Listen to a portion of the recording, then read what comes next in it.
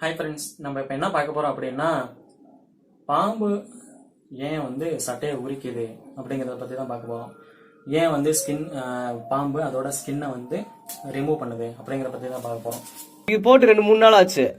இப்போ இல்லை. ஆமாம், இந்த பாத்தீங்களா, வாங்க சொல்கிறேன், இங்கே வாங்க, பயப்படாதீங்க. இல்லை அதாவது என்னடா இத்து போயிருக்கு பாருங்க, சும்மா வாங்க. இத்து இருக்கா தெரியுதுங்களா, இத்து போயிடுச்சு. அதனால இன்னைக்கு போட்டது கிடையாது, இன்னைக்கு வந்து சட்டை உரிச்சது கிடையாது. ஆளுக்கு பயந்துகிட்டு சுருண்டே உள்ளே கிடந்துச்சு. இல்ல அப்படிலாம் பயந்துதான் இருக்காது. நீங்க அசர நேரத்துல எங்கேயாவது வெளியே வரதான் பாக்குறேன். சாப்பிடணும்ல, அது சாப்பிடணும், வெளியே வரணும். உள்ளே ஒரே இடத்துல பாத்தீங்களா இருக்காது பாம்பு. சரிங்களா, ஊர்ந்து வேற இடத்துக்கு போயிட்டே இருக்கும். நம்ம உடம்புல எப்படி இந்த மாதிரி தோல் இருக்கோ அதே மாதிரிதான் பாம்புலயும் அந்த தோல் இருக்கும். நம்ம உடம்பு வளர வளர நம்ம ஹைட் ஆகுறோமோ, குண்டாகிறோமோ, ஒல்லி ஆகுறோமோ, அதுக்கு தகுந்த மாதிரி எபிடெர்மிஸ் அப்படிங்கிற வெளியில இருக்கிற தோல் உரை இருக்கு பாத்தீங்களா, அதுவும் வளரும், சுருங்கும்.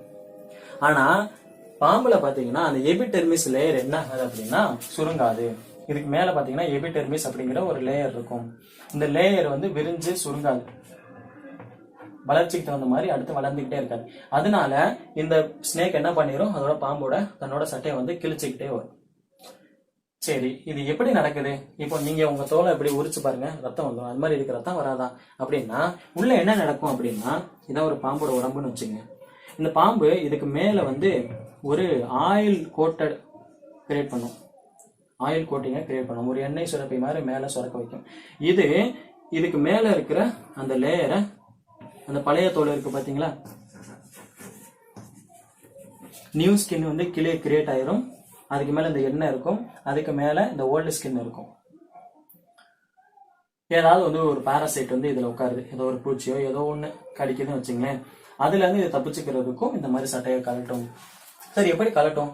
இப்ப நமக்கு கை இருக்கு, அதில் சட்டையை கழட்டோம்னா கழட்டிடலாம். அதுக்கு கையெல்லாம் இல்லையே அப்படின்னா இந்த மாதிரி தோலை உரிக்கணும்னு முடிவு பண்ணிடுச்சுன்னா அது என்ன பண்ணும் அப்படின்னா, அதோட மூக்கு இல்லைன்னா அதோட வாயை கொண்டு போய் ஒரு மரமோ இல்ல ரப்பான இடத்துலயோ வந்து தேய்ச்சிக்கிட்டே இருக்கும். அப்படி தேய்ச்சிருச்சுன்னா இந்த இடத்துல ஒரு ரப்சர், இந்த இடத்துல முன்னாடி இருக்கிற தோல் வந்து கிழிஞ்சிடும்.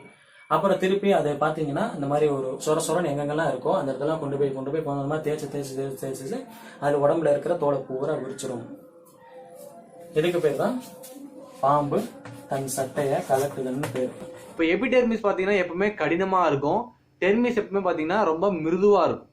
டெர்மிஸ்ல பாத்தீங்கன்னா பிக்மெண்ட் அப்படிங்கிற ஒரு செல் இருக்கும். இதுதான் வந்து பாம்புக்கு வந்து நிறம் கொடுக்கக்கூடிய செல். இப்போ பாம்புகள் வந்து சிறு குட்டியா இருந்தது அப்படின்னா வருடத்துக்கு ஒரு முறை வந்து அதோட தோல் உரியும். அது வந்து பாம்பு பெருசாயிருச்சு அப்படின்னா வருஷத்துக்கு 3-4 முறை வந்து அதோட தோல் வந்து உரியும்.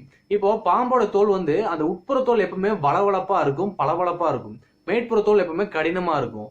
அப்போ தோல் உரிகிறது எப்படி அப்படின்னா, அந்த ஒரு 3 மாதம் காலம் ஆயிடுச்சு அப்படின்னாவே அந்த மேற்புற தோலுக்கு உள்ள வந்து, மேற்புற தோல் எப்படி இருக்குன்னா அதுக்கு உள்ள ஆட்டோமேட்டிக்கா வந்து ஒரு புதிய தோல் வந்து உருவாக ஆரம்பிச்சிடும்.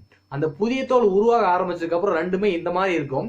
இந்த 2 தோலுக்கு நடுவுல ஒரு எண்ணெய் போன்ற ஒரு சுரப்பி வந்து உருவாகும். அந்த எண்ணெய் சுரப்பி வாலுல தொடங்கி அப்படியே கொஞ்சம் கொஞ்சமா கவர் பண்ணிக்கிட்டே வந்து கடைசியா என்ன ஆகும்னா பாம்போட கண்ணை வந்து அந்த எண்ணெய் வந்து மறைக்கும்.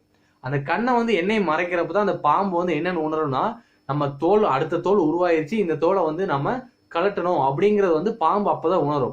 அந்த எண்ணெய் வந்து கண்ணை மறைச்சிடும், அது கண்ணு தெரியாது. அதனாலதான் பாத்தீங்கன்னா அந்த கண்ணு தெரியாது எப்போ அப்படின்னா, மேக்சிமம் இந்த பாம்பு தோல் உரிறது எப்பவுமே அமாவாசை நாட்கள் தான் அதிகமா தோல் உரிஞ்சிருக்கும். நீங்க ஒரு புதுசா ஒரு தோல் சட்டையை பார்க்கலன்னா அது மேக்சிமம் அது அமாவாசையில இருந்து ஒரு 2-3 நாளுக்குள்ள நீங்க அதை பார்க்க முடியும். அது என்ன அப்படின்னா அமாவாசை அன்னைக்கு அது முழுசா உணரும். அந்த வந்து நம்ம கண்ணை மறைஞ்சு நம்ம கண்ணு தெரியல அப்படிங்கிறப்பதான் நம்ம தோல் சட்டை உரியணும் அப்படிங்கிறது தெரியும். அது என்ன பண்ணும் அப்படின்னா, ஃபர்ஸ்ட் இப்படி தலையை ஆட்டுச்சு, கல்லுலயோ இதுலயோ வந்து இந்த மாதிரி இப்படி ஆட்டுச்சு அப்படின்னா அது ஃபர்ஸ்ட் முகத்துல இருக்கிற தோல் எல்லாம் வந்து கிழிஞ்சிடும். அதுக்கப்புறம் ஒரு மர இடுக்குலயோ ஒரு கல் இடுக்குலயோ வந்து போய் அதோட தோலை உருவிடும். அதுக்கப்புறம் வந்து அது நார்மலா ஆஸ் யூஸ்வலா அதோட ஃப்ளோ வந்து இருந்துகிட்டே இருக்கும். இப்படி தோலை அது மாத்திக்கிட்டே இருந்தா மட்டும்தான் அதோட பளபளப்பான தன்மை இருக்கும், அது எல்லா இடங்களையும் நெளிந்து போக முடியும். ஓகே கைஸ், ஒண்ணுல பயப்பட வேண்டாம். சரி, வரட்டுங்களா? வரேன்.